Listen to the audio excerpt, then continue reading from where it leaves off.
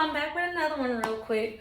So I just wanted to tell y'all, I love when people try to use God and church and religion to try to hide the evil that lurks within. And I say that because I watched my mom, my grandmother, even my great grandmother when I was a kid in church.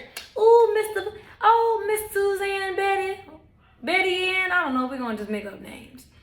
Sister Jenkins, we're gonna do that. Oh, Sister Jenkins, yes, baby. Yeah, you know, you got that big, cause you know, back when they wear them big old hats and everything like that, you know what I'm saying? Cause let me tell you, my little outfit right now, this would make me a sinner. Because, you can see my ankles and you can see my knees and a little bit of thigh. Oh, that makes me a harlot. A harlot, whore, Jezebel, whatever, right?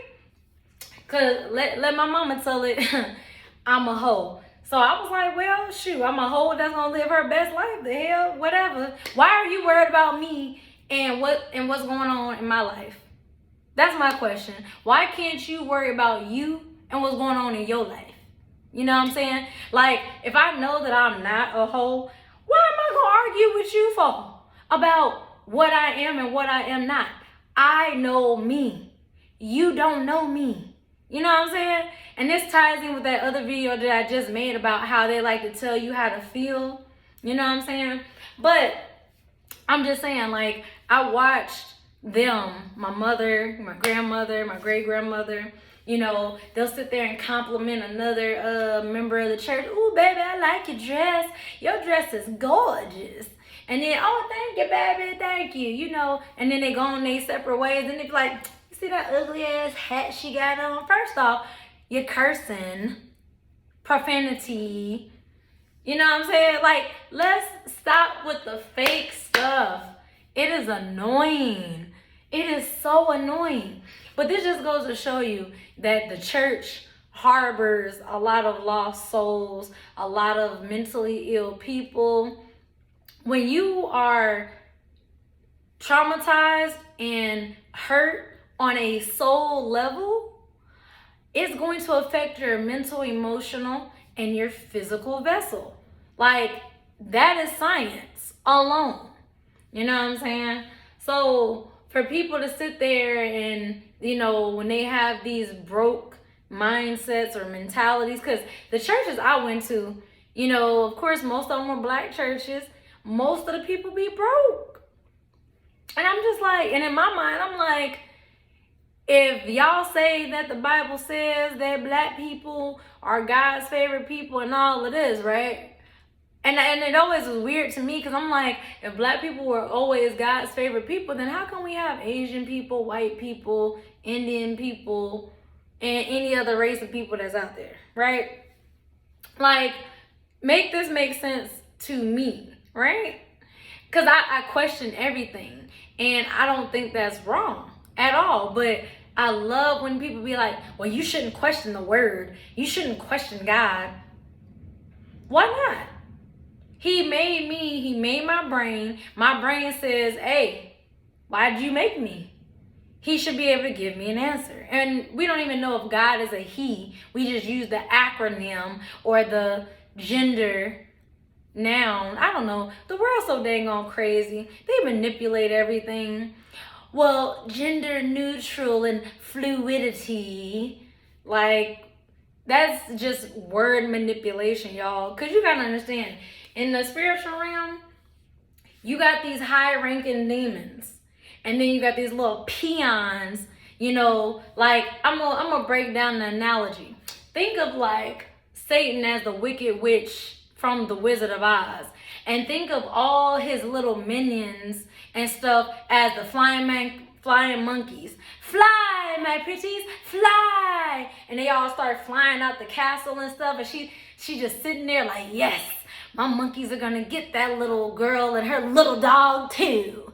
Like, I laugh because, like, we gotta have some type of humor. I mean, the spiritual battle, y'all, it gets tiring. It weighs down on you. It really does. A lot of people wonder why I stopped watching the news and stuff, because it's always a bunch of negative stuff. And just like recently, we had that massacre of all those kids and that school teacher.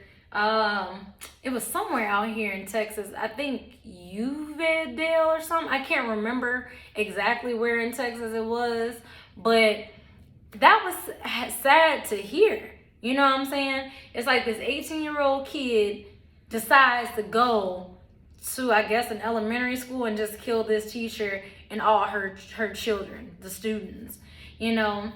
And it's really getting to a point. It's not even a first school shooting to happen here in the States.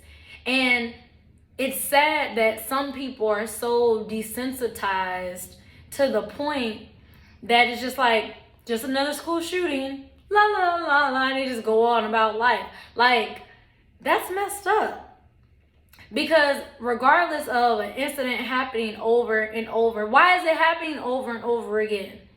There's a problem if the same thing keeps happening over and over and over, and all people do is put up signs and grab candles and light candles and, you know, all these funerals. Like, you know what I'm saying?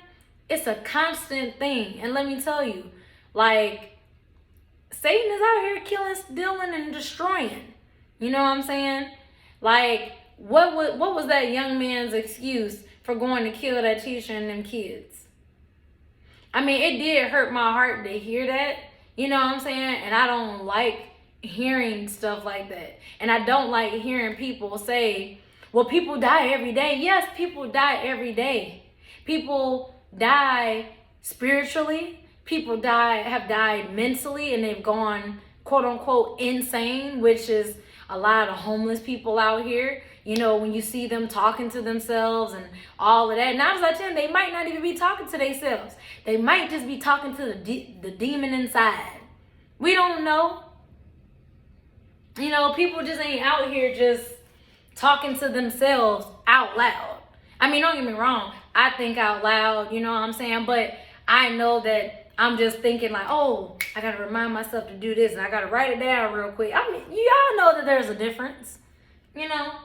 But for real though, like, these narcissistic and toxic people, you know, as much as I dislike them and their behaviors and things like this, I also know that they are heavily influenced, if not just straight up Satan's kids, period.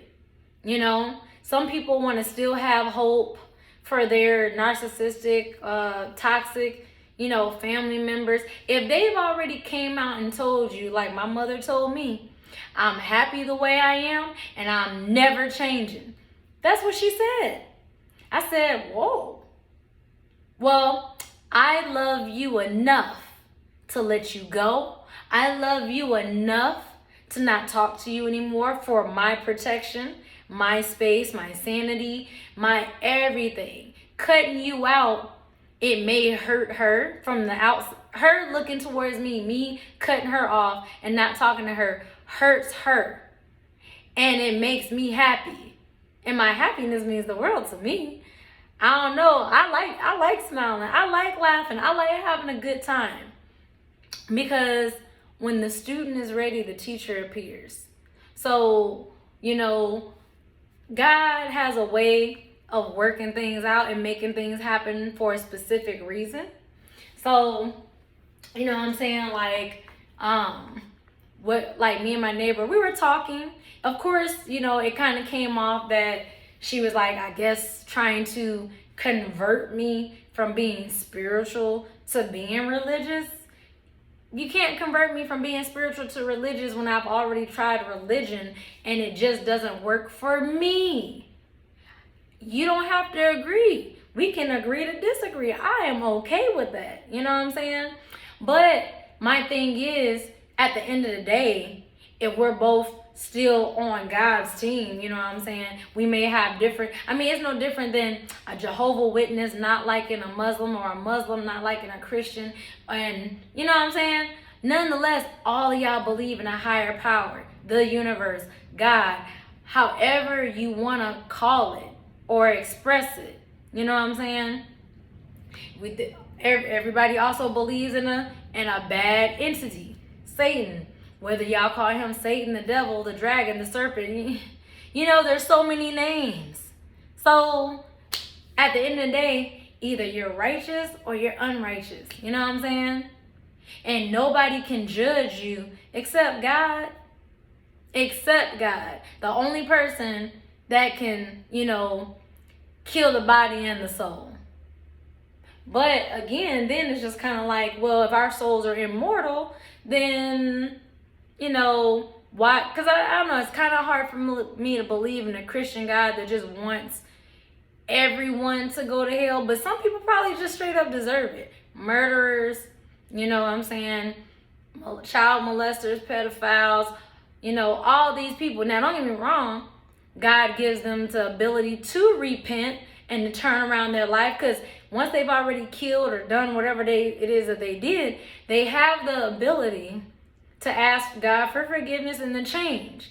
But if they come out like my mama and say she's never changing, and you constantly giving that evil smirk, that evil laugh, constantly seeking my downfall and my destruction, you want to inject me with your venom, which is basically, she straight out came and told, I need to figure out how to pull my text messages up on my laptop and then upload a video so that y'all could see for yourself the things that these people say and do. And she knows that something is wrong with her. She knows. Whether she knows that she is a narcissist or whether she knows she's demonically possessed, however you want to look at it. But something's wrong, and I don't want you disturbing my peace, But basically, like, it's funny because, like, my neighbor, she's like, well, it's our job to, okay, on one hand, she's like, yeah, you should forgive, and it doesn't mean that you have to reconcile the relationship or the situation, but continue on in life, right? But then on the other hand, she's like, well, you've truly forgiven when you're able to sit down and have a conversation with her. And I'm just, in my mind, I'm like, do you know what a narcissist is? There is no talking to these people.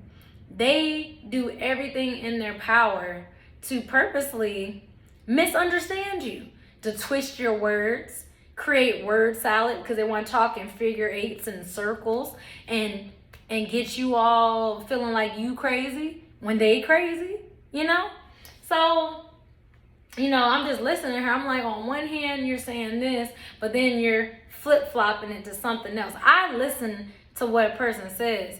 Again, I told y'all, people are consistent.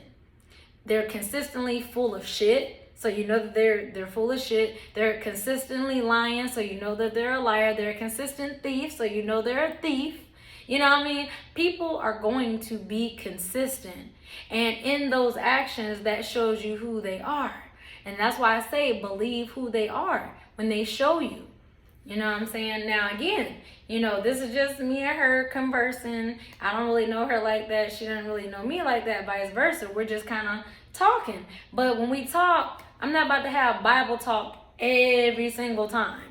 Every single time, I'm not a holy roller like that. You know what I'm saying? Where I'm just, okay, turn to Ephesians 5:6. Okay, read Mark 15:5, and no. Like, it's just not like that. At least not to me, But I just found it interesting because I'm like, you say you're not judging. Like, this is the part that killed me. Because she was like, I guess she felt like she's an exorcist or something. And she's like, you need deliverance and, you should fast. And then, you should just pray and you should this and you should that. And I'm just thinking to myself, I'm good. Like, if I felt that I wasn't good or I was demonically possessed in some type of way, I would go get help. The whole point of why I stay away from the church is because there's lots of spirits in there. It's not like the movies. I mean, think about Vampire in Brooklyn, when Eddie Murphy turned into that pastor and he started burning up and smoking. He's like, oh, it's getting hot in here. We got to go outside. We having church out on the lawn, y'all. So they go outside because he started smoking. That's not how these demons are. You know, nobody knows the scriptures better than Satan himself. After all, remember, according to the Bible, he was the most beautiful angel that God created. So as the most beautiful angel and the highest ranking angel there is in all of this, what makes you think he don't know that Bible top to bottom, left to right, front to back, and all around? You know what I'm saying? But I just find these conversations to be interesting because it's like, you're trying to tell me how I feel. You're trying to tell me what I should do. Don't say what I should do. Just make suggestions. A person that tells you you're supposed to and you should and you da-da-da-da. Look at the fruits of their life. You know what I'm saying? And that'll tell you whether or not to listen to their advice or not. My mom would always try to give me bad advice. Like, for example, every relationship she's ever been in has been a failure. But then you want to try to give me relationship advice. Does it make sense for me to listen to somebody who's had multiple failed relationships and they don't realize that they're the problem? Or would I be better off figuring things out myself, my way, and having a lot less problems because I'm not listening to somebody who's sabotaging me? In other words, my mom's never been married. Probably never will be married. I don't know. I'm not speaking over her life like that. She might just marry another narcissist. Who knows? That's her business. But, she's never been married. And because she's never been married, she doesn't want me to achieve marriage, let alone me get married and be happy in my marriage. Oh, that's a no-no. No, I'm not supposed to surpass her and do better than her. I'm supposed to be a broke, stressed out single mother just like her. I'm supposed to have my kids out of wedlock and this and this and that just like her. You know what I'm saying? But it's just amazing how she's never been married, but she'll be trying to give marriage advice. Well, how you gonna give marriage advice and you ain't never been married? That don't make no sense. But anyways, y'all, just be mindful of the fruits that people produce. You know what I'm saying? You don't got to sit here and cut everybody off. It's okay to be cool with people, but it's also good to know where to categorize people too. Just ensure that whatever demonic influence is influencing them doesn't end up somehow influencing you. If that makes sense, what I just said. You know what I'm saying? In other words, just like in the Bible, how Christ went amongst the sinners and all of this and stuff like that, he wants his disciples or his people to go and do the same thing. I personally don't want to be among them type of people. I don't. I'm focused on trying to get myself together. You know what I'm saying? I don't want them interrupting what I got going on. You know what I'm saying? That's just me. I'm trying to get my life together.